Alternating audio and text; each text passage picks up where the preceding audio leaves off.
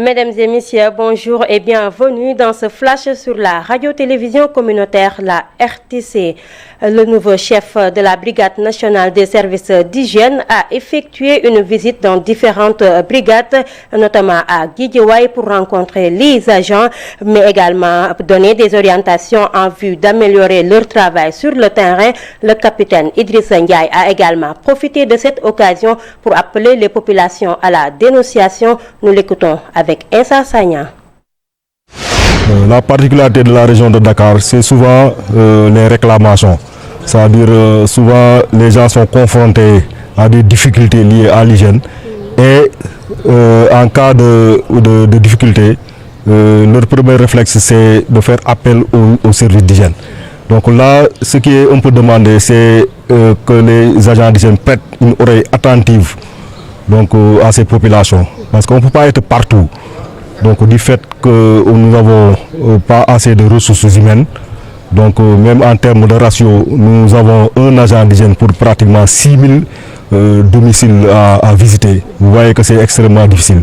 Mais là, on ne peut compter que sur la collaboration de la population pour pouvoir vraiment identifier certaines infractions en vue de les arrêter.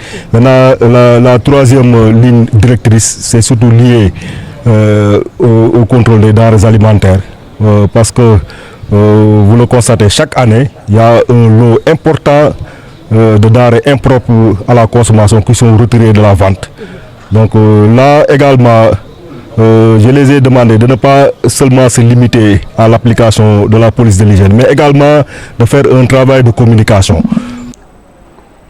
Le CAJUST, en partenariat avec l'URAC, a organisé une session de renforcement de capacité des journalistes sur le changement climatique et la transition énergétique. L'objectif de cette formation est d'impliquer davantage les journalistes dans la communication et l'éducation des communautés sur les conséquences de ces mutations. Lamine Goudjabi, compte rendu. Lors de cette session, le directeur de programme du CASUS, citoyen actif pour la justice sociale, est largement revenu sur les effets néfastes de ce phénomène. Le Sénégal, comme beaucoup de pays au sud du Sahara, fait face aux effets dévastateurs du changement climatique. Des impacts qui sont assez visibles et perceptibles chez les populations, y compris maintenant la raréfaction des pluies, y compris la désertification qui ne favorise plus une activité économique, mais les impacts sont divers. Vous avez vu récemment les crues d'eau du fleuve Sénégal qui a affecté des milliers de populations. Dans un contexte d'exploitation du pétrole et des gaz au Sénégal, des solutions idoines sont plus que urgentes.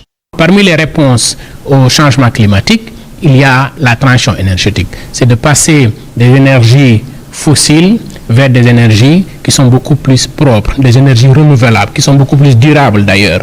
Et l'idée ici, c'est de réduire le maximum possible l'émission de gaz à effet de serre. Parce que l'émission de gaz à effet de serre, c'est ce qui continue de réchauffer la planète. Donc si on n'en prend pas garde, naturellement, si on arrive à certaines températures, la vie sur Terre sera quasiment impossible. Après 2 jours de formation, les acteurs attendent une implication des journalistes pour une bonne communication. À la fin même, il faudrait que cette dimension, ces questions-là, soient intégrées dans la grille de programme des radios. Puisque c'est des questions qui interpellent les citoyens, qui interpellent les communautés. Nous, Radio Communauté, notre mission, c'est d'accompagner les politiques publiques. Et les questions de changement climatique, de transition énergétique sont inscrites dans les politiques publiques. Donc nous devons quand même de les intégrer dans nos grilles de programme.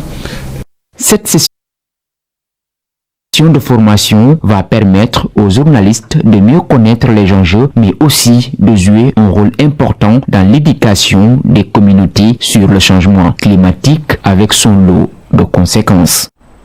Les retombées des ressources extractives en faveur des Kédovins, le développement de l'agriculture, l'autonomisation des femmes ainsi que la dégradation de l'environnement causée par les industries implantées dans la région sont les principales préoccupations de certains habitants de la région. À l'approche des élections législatives du 17 novembre prochain, la RTC a demandé à ses habitants ce qu'ils attendent des députés. C'est un micro-trottoir réalisé par notre correspondant Ibrahim Diabakhate. Nous sommes là avec une attente vraiment petite parce que il faut quand même élire des gens qui vont bien représenter le département, la région, donc à l'hémicycle. Donc c'est ce que nous attendions des députés. Donc c'est pourquoi actuellement la campagne est en train de battre donc, dans la région de Kédougou. Moi, ce que je voudrais un peu lancer, le message que je voudrais lancer à l'endroit des populations, c'est parce qu'actuellement nous sommes là avec un nouveau régime. Donc il faut essayer de donner un autre élan encore à ce nouveau régime-là. Donc pour qu'ils puissent bien travailler donc, avec les projets ambitieux actuellement qu'ils ont. Donc ils vont essayer de finaliser, de propulser le Sénégal. Vous savez déjà, bon, Kédougou est sur le plan tout simplement économique, social et écologique. Nous tous nous attendons énormément de choses justement de la nouvelle législature. Un député élu doit être à la disposition des populations. Être à la disposition de ces populations, c'est simplement dire justement au niveau de l'Assemblée les mots justement que gangrène tout simplement Kédougou. Et tout le monde le sait. Aujourd'hui, nous sommes une région agro-silvopastorale et tout le monde sait que quand on est dans une région agro-silvopastorale, la priorité c'est par rapport justement à l'agriculture. Donc je crois qu'aujourd'hui, il ne faut pas que les gens impactent surtout dans leur communication ce qu'on appelle tout simplement l'exploitation minière. Au-delà, les gens doivent aller dans un autre domaine, essayer tout simplement de faire comprendre les populations et au niveau de l'hémicycle, tout simplement les attentes de la région. Kédougou est une région extrêmement pauvre, aujourd'hui tout le monde le sait. Avec 1 milliard de chiffre d'affaires, donc on ne peut pas considérer que justement cette région-là soit extrêmement pauvre. Donc du coup, il va falloir qu'on essaie quand même d'enrichir les populations de cette région. Bon, les attentes, j'aimerais avoir un député qui va nous représenter dignement à l'Assemblée, qui va parler au nom des femmes de la région de Kédougou, vu que la région de Kédougou étant une région transfrontalière avec le Mali et la Guinée, les femmes sont toujours victimes de violences basées sur le genre. Donc, en espérant que le député qui va représenter la commune de Kédougou sera une députée digne de son nom, qui va toujours plaider pour les femmes dans le cadre de ces violences basées sur le genre, mais surtout aussi l'autonomisation des femmes et l'accompagnement des femmes dans la région de Kédougou. À quelques jours après le démarrage de la campagne électorale des élections législatives anticipées, beaucoup de violences ont été notées sur la scène politique, une situation que fustigent les citoyens. Ces derniers appellent au calme. Reportage Modou Diouf. La violence est à nouveau invitée dans l'arène politique sénégalaise. Dès le début de la campagne électorale des législatives anticipées, ces violences masquent la diversité des offres programmatiques, une situation que déplorent ces citoyens. La violence, ça va toujours continuer, comme j'ai l'habitude de dire. Quand on dit jamais ça va toujours continuer, c'est depuis 2021, ça va toujours continuer. La jeunesse, maintenant, ils ont ça dans l'ADN. Violence. On a constaté que les violences sont encore notées dans la scène politique. C'est déplorable car ces violences auront des conséquences néfastes sur la population. Ces violences sont dues au discours haineux de certains politiciens. Leurs discours sont très virulents et cela amène toujours la violence. Ils devront revoir leur communication. La manipulation.